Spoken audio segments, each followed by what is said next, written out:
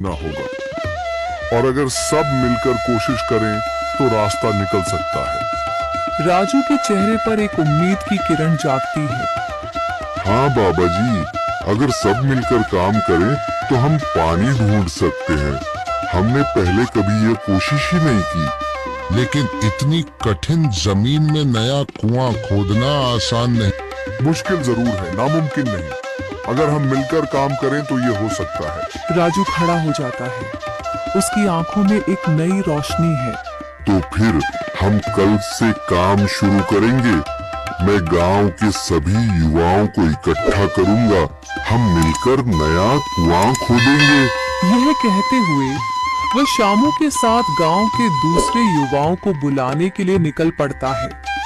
कहीं दूर से गरज की हल्की सी आवाज आती है, जैसे आकाश ने उनकी उम्मीदों की गवाही दे दी हो।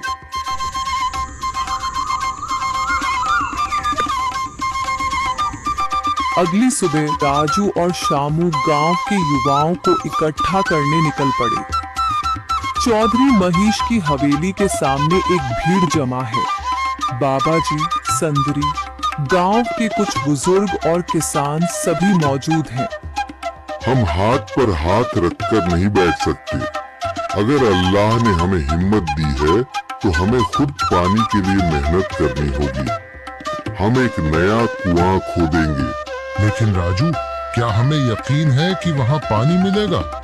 बेटा, पानी जमीन के अंदर होता है, बस सही जगह खोदने की जरूरत है। हमने अपने बुजुर्गों से सुना था कि पुरानी नहर के पास जमीन नरम थी, शायद वहीं पानी हो। बाबा जी सही कह रहे हैं। अगर तुम सब यह काम करने के लिए तैयार हो तो मैं अपने कुछ मजदूर भेज सकता हूँ। धन्यवाद चौधरी जी, लेकिन हम सब खुद भी मेहनत करेंगे। यह हमारे गांव के अस्तित्व की लड़ाई है। संदरी, जो अब तक चुप थी, आगे बढ़ती है। हम औरतें भी पीछे नहीं रहेंगी। हम पानी लाने की व्यवस्था करेंगी, खाना बनाएंगी, ताकि तुम सब आराम से काम कर सको। यही हिम्मत चाहिए थी संदर। पूरा गांव एक नई उम्मीद के साथ कुआं खोदने की तैयारी में जुट जाता है। दूसरी ओर कुआं खोदने का काम शुरू हो चुका है। राजू, शामू और दूसरे युवा बेलचे चलाने लगते हैं। मिट्टी बाहर निकाली जाने लगती है। तेज गर्मी के बावजूद सब पूरी हिम्मत के साथ जुटे हुए हैं। दोपहर की तेज धूप जमीन आग की तरह तप रही है। गांव के लोग लगातार कुआं खोदने में जुटे हैं। हाथ छिलने लगे हैं, माथे से पसीना बह रहा है, मगर किसी ने हार नहीं मानी। महिलाएं पानी और सत्तू लेकर आती हैं ताकि पुरुषों को कुछ राहत मिले। हमें और गहराई तक जाना होगा। अब तक सिर्फ सूखी मिट्टी और पत्थर ही निकल रहे हैं। राजू, यह बहुत कठिन काम है। अगर हमें पानी न मिला? अल्लाह मेहनत करने वालों को कभी निराश नहीं करता बेटा। तुम सब अपनी कोशिश जारी रखो, पानी जरूर निकलेगा। हिम्मत मत हारो। अगर अब रुक गए तो फिर कभी पानी नहीं मिलेगा। सभी फिर से जोश में आकर काम में जुट जाते हैं, मगर सूरज की तपिश बढ़ती जा रही है और कई लोगों की सांसें तेज चलने लगती हैं। तभी एक तरफ से रामलाल और उसके आदमी हंसते हुए आते हैं। अरे भाई, तुम्हें लगता है कि जमीन तुम पर रहम करेगी? हाँ हाँ, ना समझ लोग, ये सब बेकार की मेहनत है। रामलाल, हमारा हौसला मत तोड़ो। अगर तुम मदद नहीं कर सकते तो कम से कम मजाक भी मत उड़ाओ। मदद? हाँ, मैं अपने कुएं का पानी बेच सकता हूँ, मगर मुफ्त में नहीं दूंगा।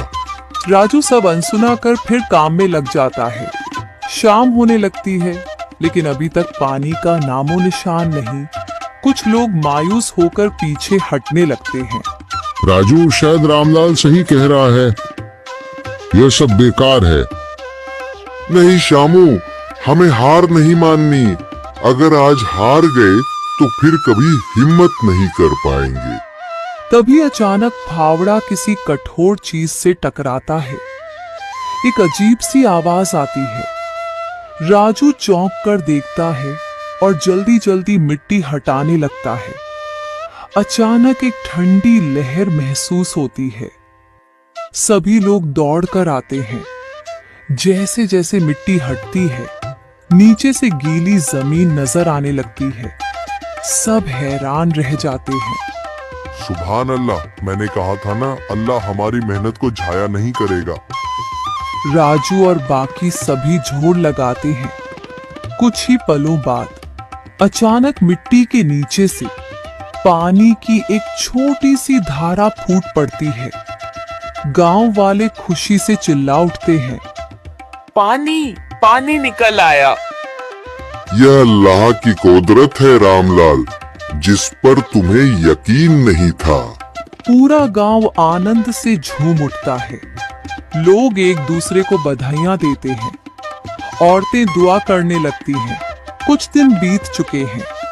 गांव वाले नए कुएं से पानी भर रहे हैं, खेतों को सींच रहे हैं और जिंदगी फिर से पटरी पर लौट रही है। मगर रामलाल अब भी अपनी